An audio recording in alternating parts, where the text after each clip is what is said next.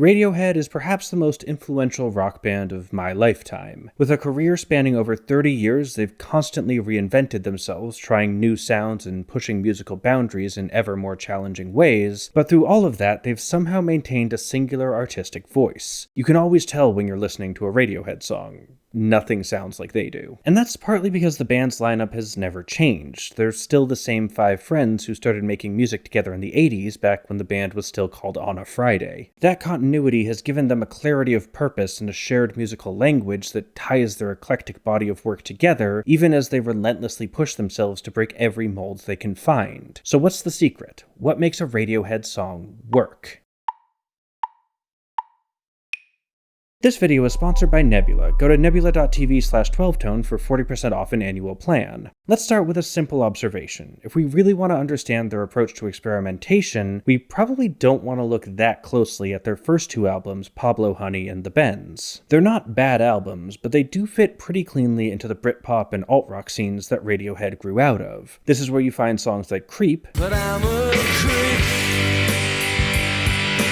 And don't get me wrong, Creep is a good song, even if the band doesn't really like it anymore, but it's not that innovative. It's easy to imagine versions by many of their contemporaries, like Smashing Pumpkins or Oasis. It's not uniquely Radiohead in the sense that would come to define much of their later work. We have to wait for their 3rd album, OK Computer, for the ethos of Radiohead to really take shape. I also want to acknowledge that this video owes a lot to the work of Dr. Brad Osborne, who literally wrote the book on the music theory of Radiohead. It's called Everything in Its Right Place, and I'm going to be referencing it heavily. In that book, Dr. Osborne argues that the reason Radiohead has been so successful at pushing musical boundaries is that they've always been careful to balance their novel ideas with familiar patterns. Assuming you've heard some 90s rock, it's easy to follow along with the basic structure of a Radiohead song, even though it rarely goes exactly where you'd expect. It's a really compelling experience where you're always surprised, but never lost. You're rewarded for engaging deeply with the music, but you can always take a step back when you need to catch your breath, and Dr. Osborne identifies 4 main areas that Radiohead likes to play around with to keep you perfectly off balance. I'm gonna start with harmony, but I'm not gonna spend too long here because there's already some pretty good videos out there about Radiohead's use of chords. I'll put some links in the description to David Bennett and Holistic Songwriting if you're interested. But to quickly summarize, most Radiohead songs rely on fairly traditional harmonic vocabularies. In fact, a lot of their stuff can sound downright classical, with a heavy emphasis on 5 chords going to 1 chords, like in Let Down.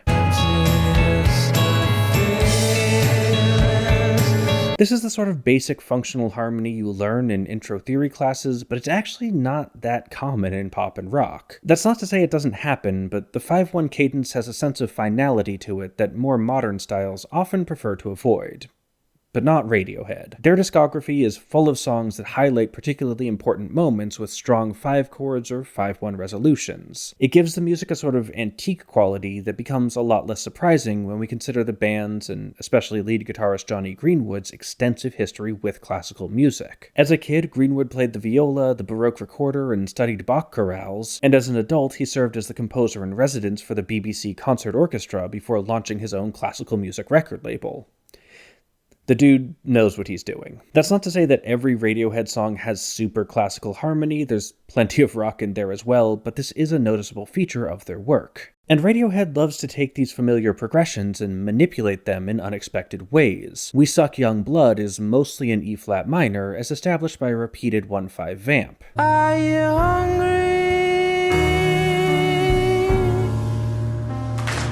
Or, okay, it's not natural minor. The B-flat can't decide what kind of chord it wants to be. The top line plays a D-flat, implying B-flat minor, but the bass plays D, the major 3rd, creating this haunting sort of tension as the 2 chord qualities fight over the same harmonic space. And later in the loop, they start playing F major chords. Are you begging?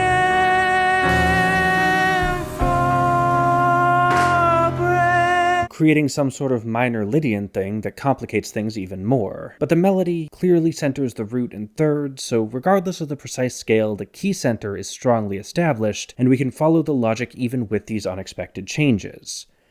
But they're not done. The first minute and a half of the song is basically just these 4 chords in various orders, but at the start of the 2nd verse, are you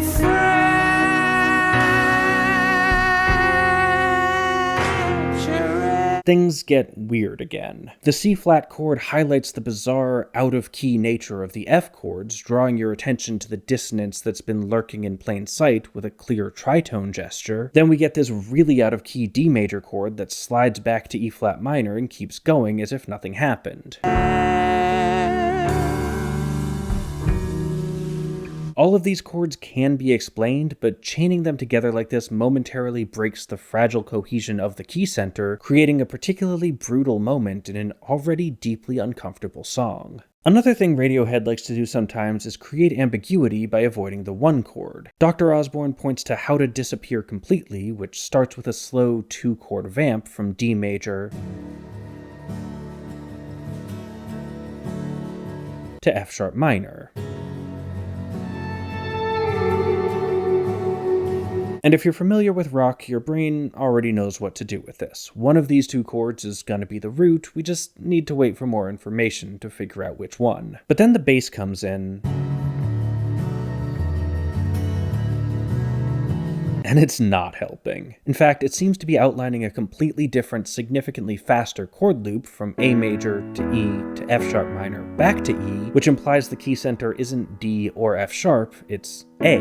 When the vocals come in, Tom York's melody also repeatedly resolves to A. That's not me. But even with all the evidence for that key, the chords refuse to actually play it until the chorus. I'm not here. And that moves into a new 2-chord vamp with F sharp minor, so once again, the tonality isn't super clear. At no point in the song does the harmony truly confirm any particular key, despite the rest of it seeming to operate on the logic of A major. But let's move on to rhythm. The most obvious trick Radiohead uses here is odd time signatures, like Morning Bell, which is in 5/4, or 2 + 2 = 5,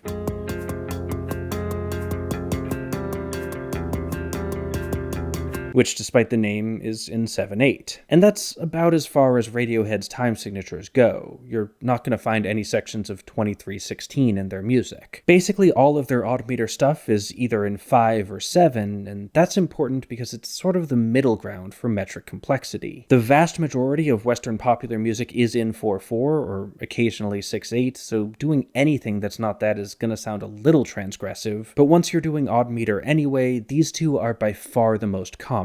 I'm on record saying that 7/8 is the 4/4 of odd meter, and I stand by it. 5/4, meanwhile, is surprisingly easy to groove to as long as you stick with what's called the 5/4 clave. This is a pattern of 4 beats, but the first 2 are slightly longer than the last 2, giving you the sort of ebb and flow we hear in 15-step.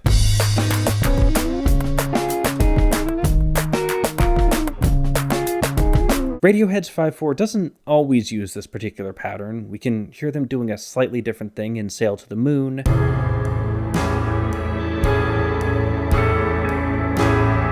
but that feels similarly approachable thanks to the powerful backbeat snare. And these odd meter experimentations should also be understood stylistically. Again, Radiohead was originally part of the 90s alt-rock scene. Listeners in that genre would be unusually familiar with odd meter thanks to songs like Them Bones by Alice in Chains,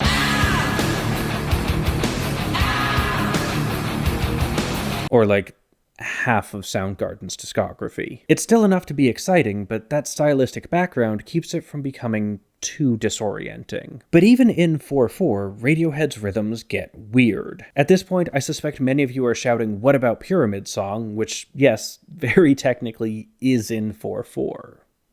Kinda. Honestly, I don't want to dive too deep into Pyramid Song here because it is, in many ways, an outlier in their catalog, but one thing it has in common with a lot of other Radiohead songs is its use of what are called Euclidean rhythms. That is, rhythms that try to evenly divide a bar, usually 4/4, into something it's not actually divisible by. The most famous of these is the Tresillo, which splits 8 eighth notes into 3 attacks, like in the early Radiohead song Thinking About You. Notice how the third beat is shorter than the others, giving it a slightly lopsided feel, where the notes are almost evenly spaced, but not quite. And we can find these sorts of Euclidean rhythms all over Radiohead's music. Codex has 5 attacks and 4 beats. Jump off the end. And for a more complicated example, the national anthem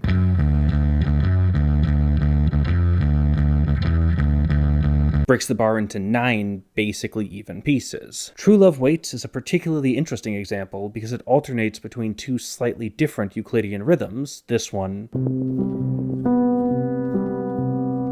and this one.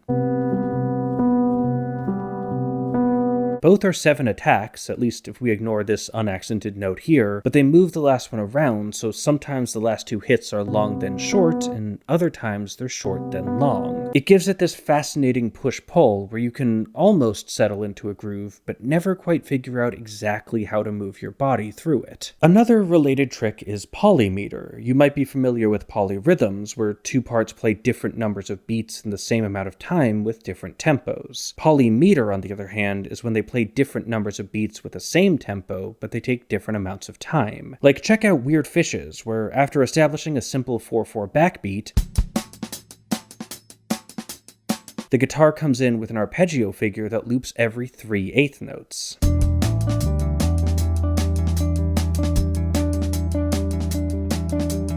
The 2 parts phase in and out of sync with each other, aligning again at the start of every 3rd bar. And we can hear a similar thing in Lotus Flower, where the 4/4 pulse is contradicted by a clapping pattern that seems to loop every 5/8 notes.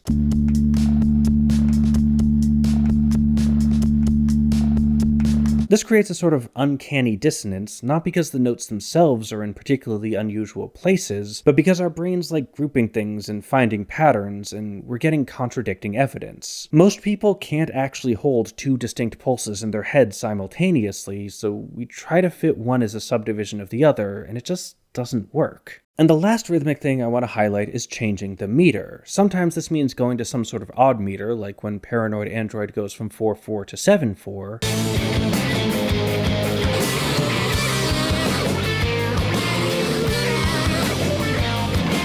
But often it's changing between 2 familiar time signatures that just happen to not be the same. My favorite example is from Go to Sleep, where the verses alternate between 4/4 and 12/8. Both of these time signatures have 4 main beats per bar, but those beats are different lengths. In 4/4, a beat is 2/8 notes, but in 12/8 it's 3, so if we keep the speed of the 8th note constant between them,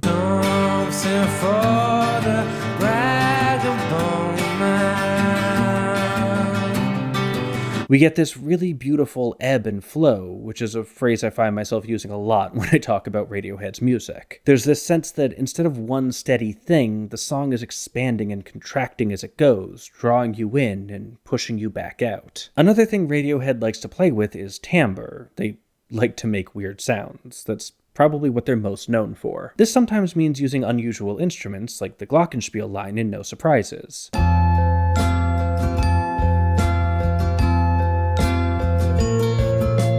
More often, though, it means creating new sounds that are a little harder to recognize. Like, while glockenspiels aren't a common feature in rock, most Western listeners will have encountered them, or at least one of their cousins, like a xylophone. When you hear that sound, you can imagine the instrument that made it. But a lot of Radiohead's more experimental timbres don't really connect to an obvious physical source, and Dr. Osborne identifies 2 main ways they do that. The first is source deformation, where you take an instrument and modify it in some way to make it harder to recognize. Like, listen for the high pulsating tone in the background of the gloaming.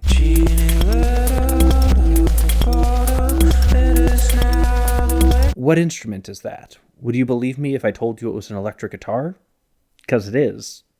Sort of. That's Ed O'Brien's Sustainer Strat, which replaces the normal pickups with a system that induces a magnetic current to vibrate the strings without ever actually plucking them. Pretty much every way you've ever heard a guitar get played involves striking the string in some way, like a pick or a fingernail, and that sharp initial spike is a key part of how your brain identifies the sound of a guitar. But the sustainer system doesn't do that. It slowly builds momentum through sympathetic resonance, creating a completely different envelope and thus a whole new sound. And that is, of course, the point. In O'Brien's words, guitars were sort of being damned and keyboards were being bought and played. I thought, what the hell am I gonna do here? How can I use a guitar but make it not necessarily sound like a traditional guitar? And Radiohead does this sort of source deformation all the time, both physically like with the Sustainer Strat, and through the more traditional approach of slapping together a bunch of effects in order to disguise the original signal. And that is admittedly kinda hard to do these days. Artists have been messing with their guitar tones since before rock and roll was even a thing, and especially since the 60s with the rise of effect pedals, rock fans have become extremely accustomed to hearing all sorts of different sounds as more or less coming from an electric guitar. In order to really push those boundaries then, Radiohead couldn't just crank up the distortion. They needed to find new, interesting effects that manipulated the sound in more striking ways. In Subterranean Homesick Alien, they use a Mutronics mutator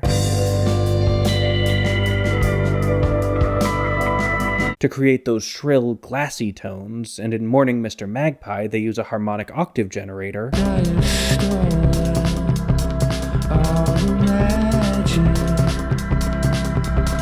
for that anxious rising line. Besides the guitar, the other main instrument that Radiohead likes to deform is York's voice, like in Everything in Its Right Place,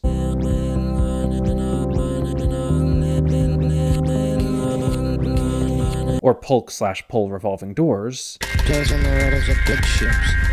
the latter of which is accomplished by setting an auto-tune to a scale and then just talking into it and letting it hallucinate a melody. In all of these examples, you may still be able to recognize the original source, but the deformation process leaves it feeling uncanny, mechanical, and in some important sense, broken. That shattered perspective created by these timbral distortions is perhaps one of the most important parts of Radiohead's unique sound. But when source deformation isn't enough, the other tool in their bag of tricks is straight-up synthesis. This includes electronic drums like in Idiotech,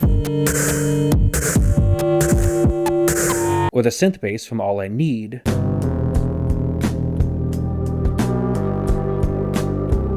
but a lot of bands have played with synths over the years, so I'd like to focus on a particular device that's much more unique to Radiohead, one that longtime fans would have first encountered on the third track off Kid A, the national anthem.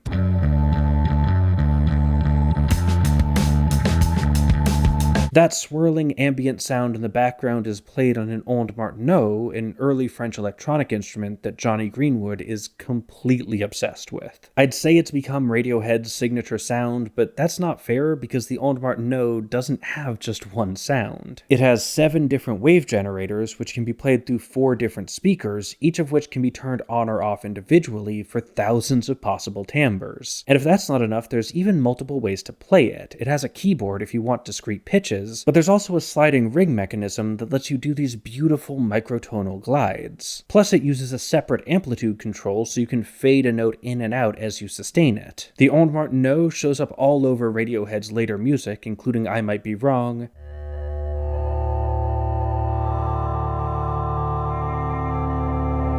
Scatterbrain, and Jigsaw Falling Into Place.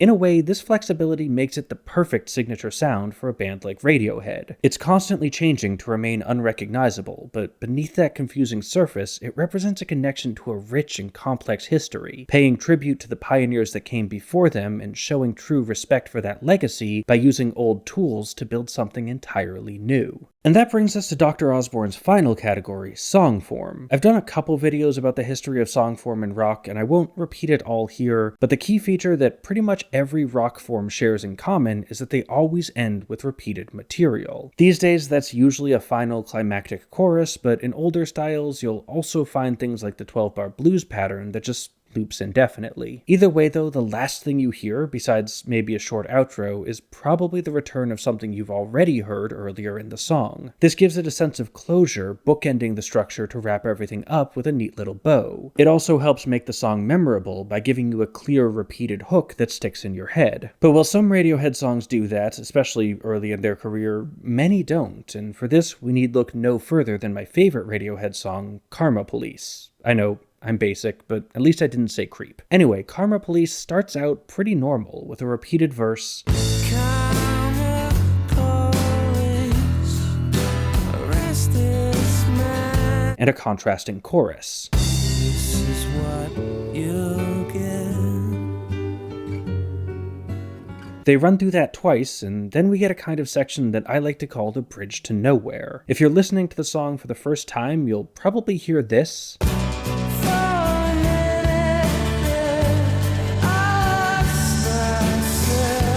and assume we're in a bridge. That's a very normal place to go after a second chorus. As a savvy rock listener, you'll be expecting this section to last about 8 to 16 bars, then return to the chorus for a satisfying conclusion. But that's not what happens. Instead, we sit in this space for almost 2 full minutes before the song is slowly taken over by a rising feedback line that grinds it to a halt without ever going back to either of the established main sections. The bridge starts, but it never finishes. The song just ends. We can hear another version of this in You and Whose Army, which doesn't really have recognizable sections in the same way, but it still features a clear build, starting very gentle in what we might call a verse. Come on. Moving into a slightly fuller, hookier section that could conceivably have been the chorus.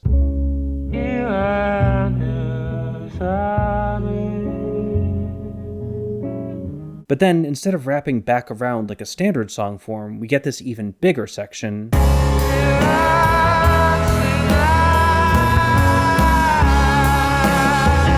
to close it out. It's a short enough song that it doesn't really need much internal structure, but the point is that once again, the climactic section is withheld until the very end, so its arrival is surprising, not familiar. This is an example of what theorists call through composition, which just means that nothing repeats. Once we transition away from a section, it never comes back. Radiohead does this a lot, especially in their instrumental pieces. They also like to use what Dr. Osborne calls monothematic form, where the song is built on a single idea, but without committing to a clear, repeating structure. Consider Tree Fingers,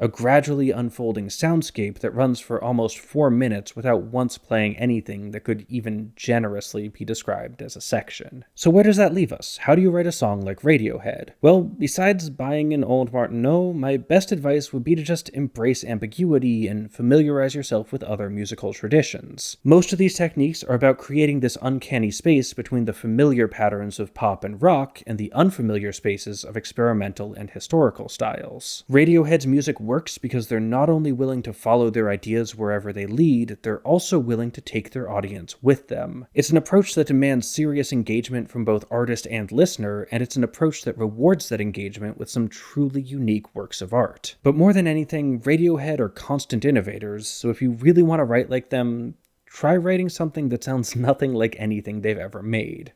It's probably what they'd do. This was a tough video to make because there's just so much to say about a band like Radiohead. I even had to cut some of the techniques that Dr. Osborne talks about in his book because they didn't fit the flow of the script and I didn't want it to feel bloated. And working on YouTube, that's kind of inevitable. Every second of watch time counts, so I have to constantly balance saying all the things I want to say with making something that can hold the attention of a broad enough audience that YouTube will recommend my videos. But if you've watched this far, you're probably the sort of person who wants to know even more about Radiohead, and if so, you should really check out the Nebula Cut. Nebula is a streaming service built by and for creators, so it doesn't have the same sort of algorithmic restrictions. I'm free to put another 10 minutes at the end of my video if I want, so I did. For a while now, I've been recording an extra unscripted section that goes into more of the research I did, thoughts I had, cool facts I found, and all sorts of other stuff that I couldn't fit into a streamlined video. It's a really good time, I've been having a lot of fun with it, and it's been super liberating to have that space to share a bit more about my process and my research. If you want to check it out, you can go to nebula.tv/12tone for 40% off an annual plan, which comes out to just $3 a month. And while you're there, you can check out a lot of other really cool projects by other Nebula creators. I've been really enjoying The Getaway, a heist-themed game show by the folks behind Jetlag. Besides music, my other main passion has always been game design, and The Getaway uses some really stellar design work to take a unique premise, a deception game where everyone thinks they're the only traitor in the group, and elevate it to some pretty ridiculous extremes. It's a lot of fun to watch. There's also some great music classes by channels like Polyphonic, Adam Neely, and Amy Nolte if you're looking for some inspiration for your next experimental piece. I've been working with Nebula since the beginning, and it's been so cool to watch them grow from a little sandbox into a real prestige streaming service with so many incredible creators doing so many amazing things. Again, 40% off an annual plan at nebula.tv/12tone. Link in the description. And hey, thanks for watching. Thanks to our featured patrons Susan Jones, Jill Sundgaard, Howard Levine, Warren Hewart, Damian Fuller-Sutherland, Neil Moore, Jeff, and Michael Mole. Check out the Nebula Cut for a fuller outro, and as always, keep on rockin'.